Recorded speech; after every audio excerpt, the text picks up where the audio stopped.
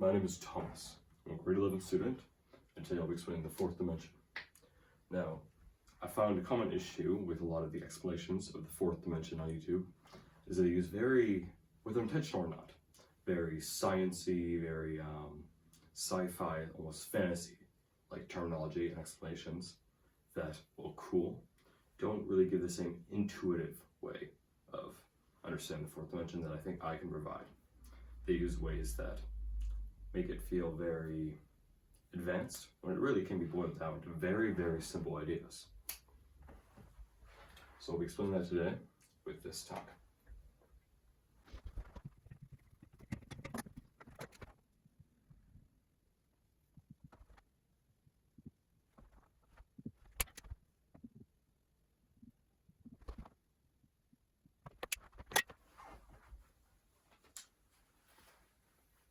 Before I really get into explaining the fourth dimension properly, we first need to cover a common thing that is brought up when discussing the fourth dimension, which is the classic time is the fourth dimension, which, while technically true, is the most pretentious, technically correct statement you could physically make. Yes, time is the fourth dimension in our reality. However, there's a fundamental difference between temporal dimensions and spatial dimensions. These are two very different things. I can prove that to you right now. These two dimensions have different properties, fundamentally. In temporal dimensions, things move at a constant speed in one direction, whereas in spatial dimensions, things can move back and forth and they can interact with each other. They can move at different speeds. We can see that with my arms. I can move my arms in the x-axis, the y-axis, z-axis, and yet I can't move them in the time axis. You might also notice there's other issues that come up with this. The biggest issue when it comes to thinking of time as the fourth dimension is this.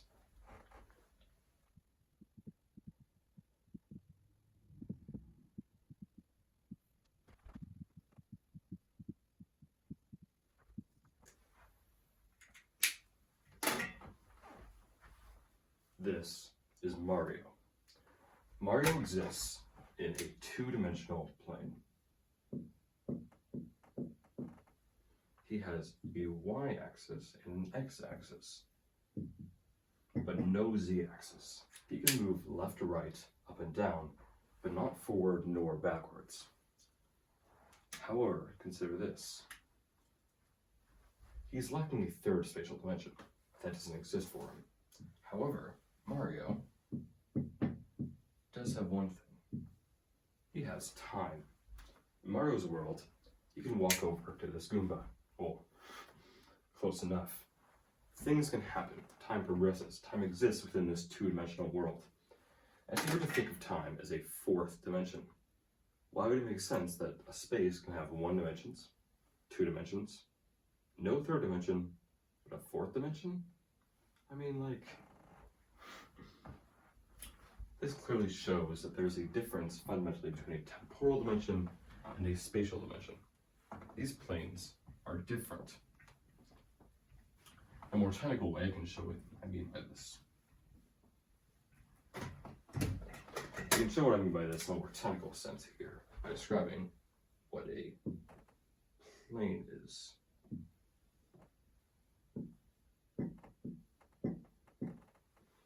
A plane is a group of dimensions that act as one, share the same properties, and act together. In reality, we have two planes. We have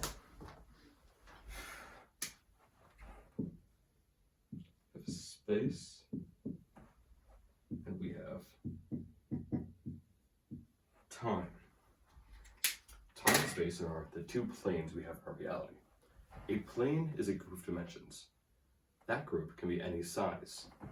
In the space dimension, in the space plane, we have three dimensions. In the time plane, we have only one. All dimensions within a plane have the same properties and act together. All spatial dimensions act in unison to create 3D space. All time dimensions, all one of them, act as one to create time. But space and time are very different. They interact with each other, yes, but they are each other, no. So, we can confidently conclude that temporal dimensions are fundamentally different from spatial dimensions. And from what I show later in this, it'll become very obvious that they are not at all the same. So now that we have that out of the way, I can finally begin to explain to you what it means for you to have 4 spatial dimensions. Multi-temporal dimensions is something we'll get into later. Maybe another video, maybe something else. But for now, we're getting into 4 spatial dimensions. That's what we care about.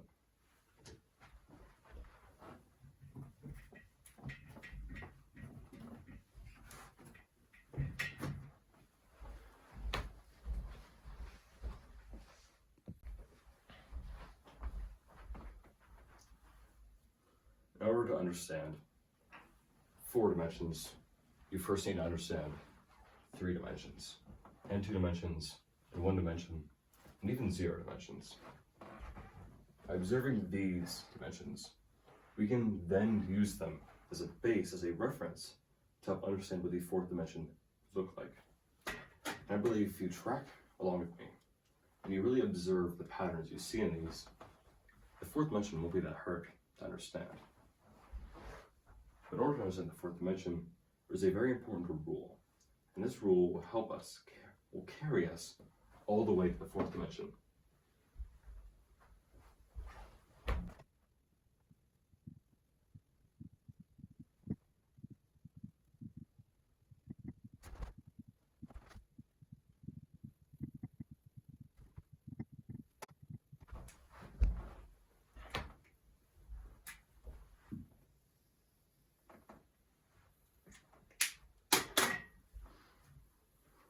This is the rule that will help us understand dimensions, fundamentally.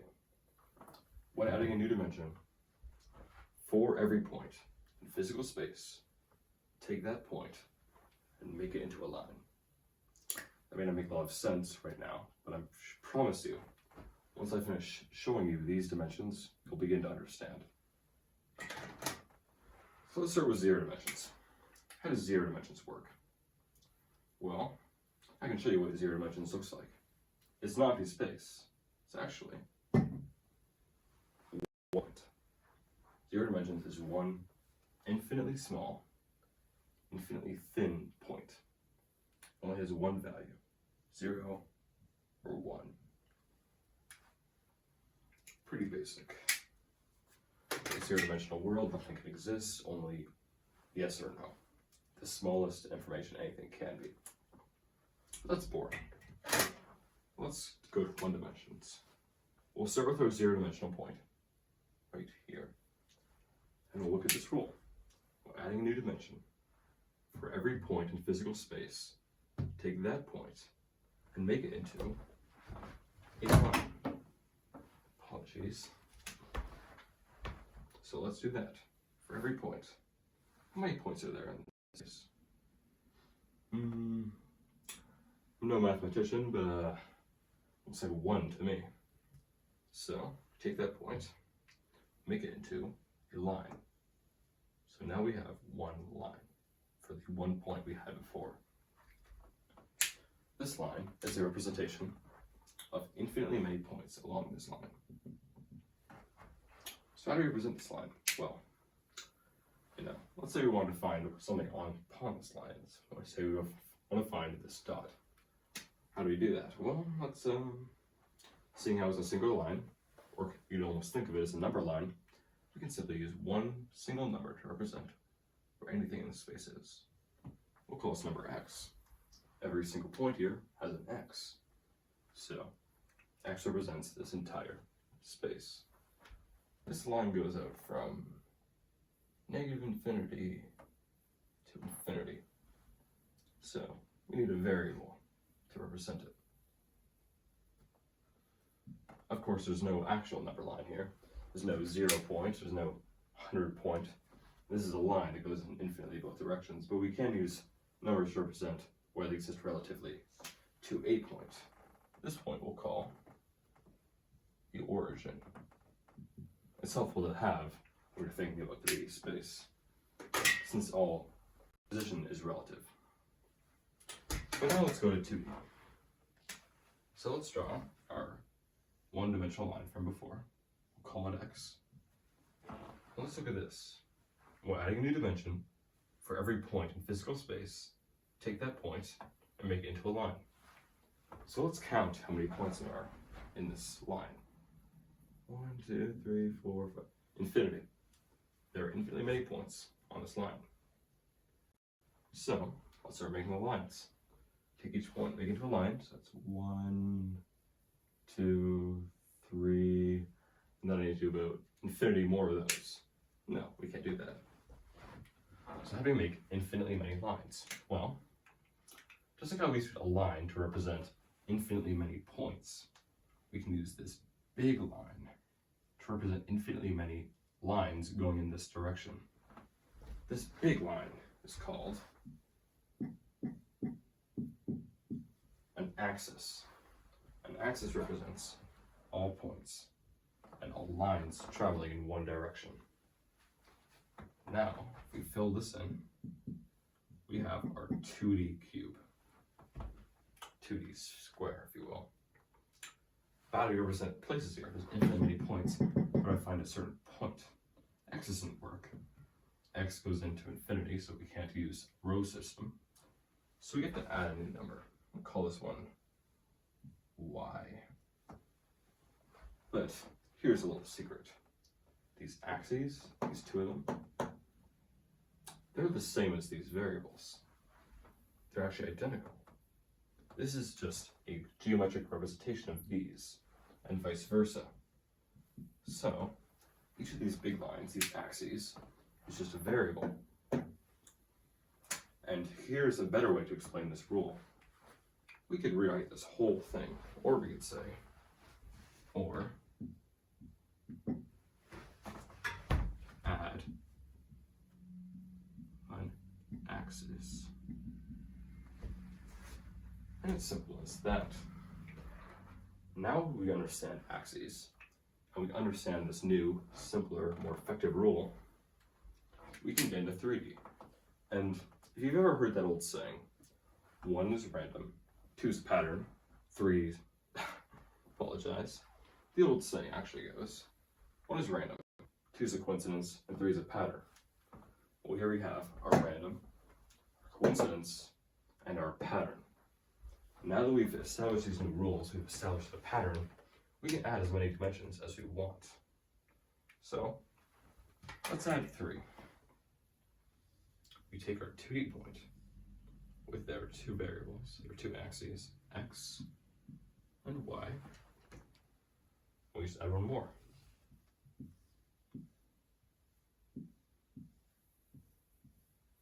You can call this one the z-axis. And now we're ready to move into the 4th dimension, because we understand the fundamental differences with these.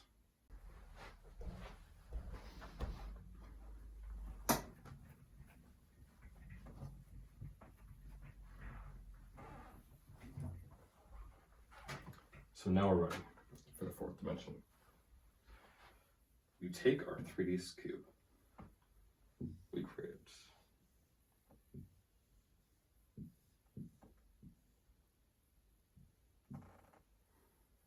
we represent the axes, x, y, and z. And now that we properly understand all of these rules, it's really quite simple to create 4D. There's no visual way to really do this, so I'm just going to create my own visual way of interpreting it.